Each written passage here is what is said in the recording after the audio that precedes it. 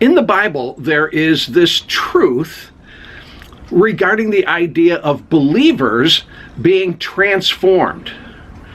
That's the word, transformed. Probably one of the most notable verses that addresses this, 2 Corinthians chapter 3, verse 18. It says this, "And we all who with unveiled faces contemplate the Lord's glory are being transformed into his image with ever-increasing glory, which comes from the Lord, who is the Spirit." The idea is that followers of Jesus are changed and being changed. We're changed and we're being changed in our relationship with him. This involves a work of the Holy Spirit in our lives, of course. And it involves a change in our thinking. It involves a change in our desires. But I think a good way of sort of trying to get our heads around this and think about it is like this. We are becoming more and more like Christ. I know that's a little hard to believe, but this is how the Bible teaches it.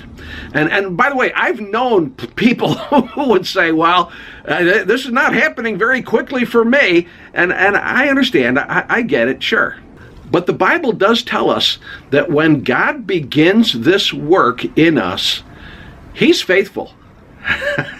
and he will complete the work. That's Philippians chapter 1, verse 6.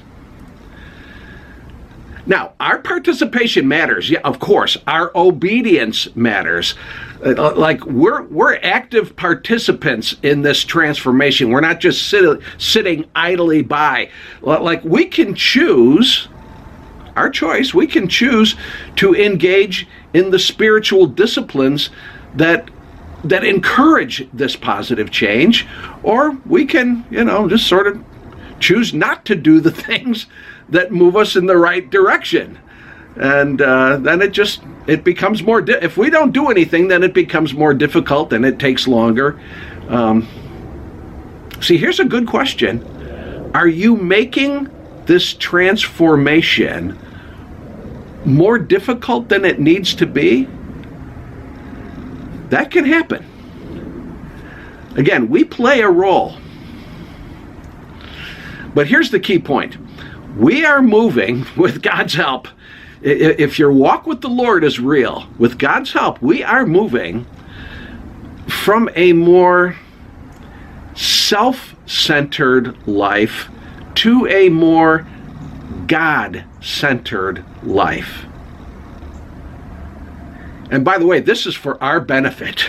This is good for us. This is for our benefit, and it is for God's glory.